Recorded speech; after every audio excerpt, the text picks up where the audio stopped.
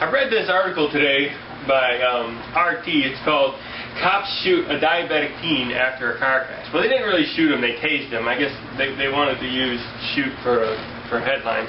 And they show a picture of a taser. It looks like a gun. But the point of this article was the cops. This guy goes into a diabetic coma, or partial conscious state probably, and he gets in a car crash, and then the cops approach him. They tell him to get out of his car, and then he doesn't comply because he's unconscious, or he's partially conscious. And so the cop probably yelled at him. I don't know if he did or not, but I'm just guessing. The scenes that you see on YouTube. And so then he tases him twice. And then they went to court, and the guy won a lawsuit against the city. He got $5,000. He wasn't asking for a lot, and he was very happy because part of the settlement was the police had to get training in order to learn about diabetics, because the cop didn't know anything about diabetics. Well, how about this? How about we not use tasers to gain compliance? How about we not initiate force against people who are not threatening us? A taser is a weapon. It shouldn't be used except for when the police feel threatened. That's the only time the taser should ever be employed. It's a non-lethal weapon that sometimes kills people. So they shouldn't. The phrase "get out of the car or I'm going to tase you" should not exist in law enforcement. Taser shouldn't come off of the cop's belt until you're ready to take a swing at the cop. That's how it should be. And this brings up a whole topic about what's been happening with the police over the years. As there's a change that's happening in law enforcement. The force part of law enforcement has been increasing. It seems every year. There was a time when if you were to be arrested or put in handcuffs briefly by the police, it was a calm event. They used a calm voice because a calm voice calms somebody down or keeps someone calm who's not already agitated. Now the cops yell at you, and well, here, I'll demonstrate what happens. Let me just I'll bring this over here, because this happened to me like 18 years ago or something. I was driving really fast, and I didn't notice there was a cop trying to pull me over, and so they put me in handcuffs. Because while they were investigating what was going on, why I didn't pull over. So I'm sitting in my car. You see this? There. So I'm sitting in my car. I got my hands on the wheel when I did finally get pulled over, and the cop says to me very calmly. He asked me to get out of the car, and so I get out of the car, and so now I'm standing outside the car, and he asked me, to turn around, put your hands on the roof of the car, and then he asked me, in a calm voice, okay, take your left hand and place it behind your back. Now take your right hand and place it behind your back. And he puts the cuffs on. And then he asked me to go to his car.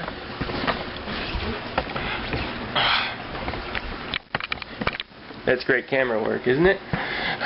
But then he asked me to go, to go to his car. I sit in the front of his car while he talks to me about what happened. And eventually, I explained to him I didn't know they were trying to pull me over. I didn't see them. He believes me. He writes me a speeding ticket. He takes the cuffs off me. He lets me go. That's not how it happens today. Here's how it'll happen today. Okay, so here's how we're going to do this. In this scenario, I'm the cop, and I notice a lot of times cops are wearing masks now like criminals, because I guess they don't want to be seen. So I'm going to play the role of the cop, and this poor young fella here is the guy who he didn't see the cops are trying to pull him over. So he notices he's getting pulled over. He finally pulls over. He's got his hands on the steering wheel where the police can see them. He's calm. He's sitting in his chair. and he's sitting in his car seat, and he's being non-threatening. So the cop walks up to his car, and he's like this. Get out of the car! Get out of the car! Get out of the car! And the guy's like, huh? Get out of the car! So he figures out he needs to get out of the car.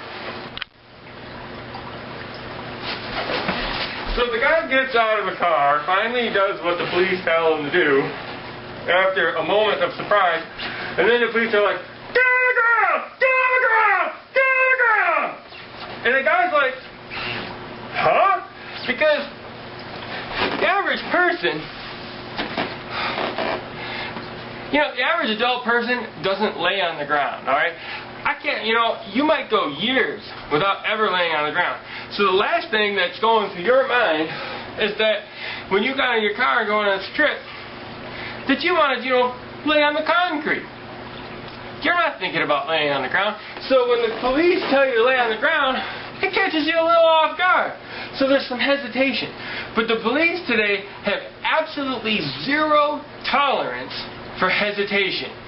They don't reason with people. They yell at people, which gets them agitated and puts them in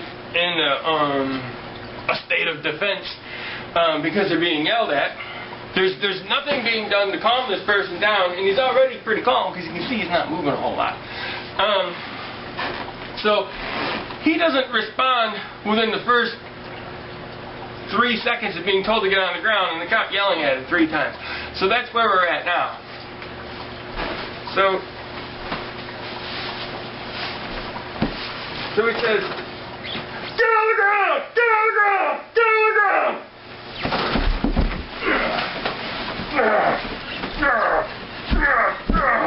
And they put their knee right in the neck really bad. And then, doesn't usually come out the bottom of your face. And then the guy starts squirming around a little bit. And he's like, holy crap, I'm getting beat up! So then the cop pulls out his nightstick and is like,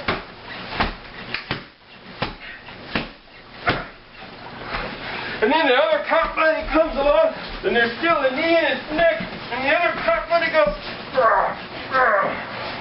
and they put the cuffs on, and then they pick him up like this, and then his legs fall off, and then they haul him into the car. Then they take off their mask. And that is how an arrest or even just taking into temporary custody goes today.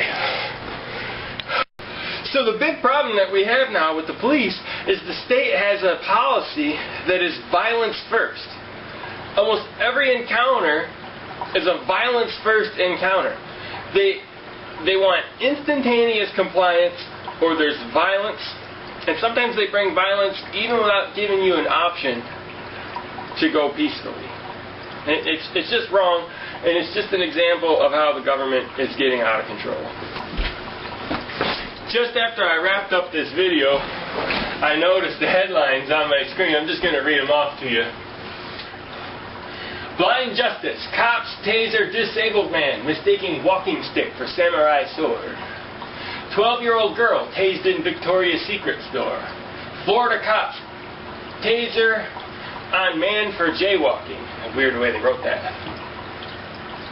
Chicago cops taser 8-month pregnant woman for parking violation. California cop to be fired for beating homeless man to death. Cop boots pregnant woman in stomach. Department says it's fine. Seattle police plan to deploy spy drones. And this is all stuff that's, it's a collection of related stories on the RT website. And, it's possible some of these headlines are overblown, but I'm sure there's some truth to all of them. Just like this cop shoot Diabetic, even though it was a taser, it was still bad.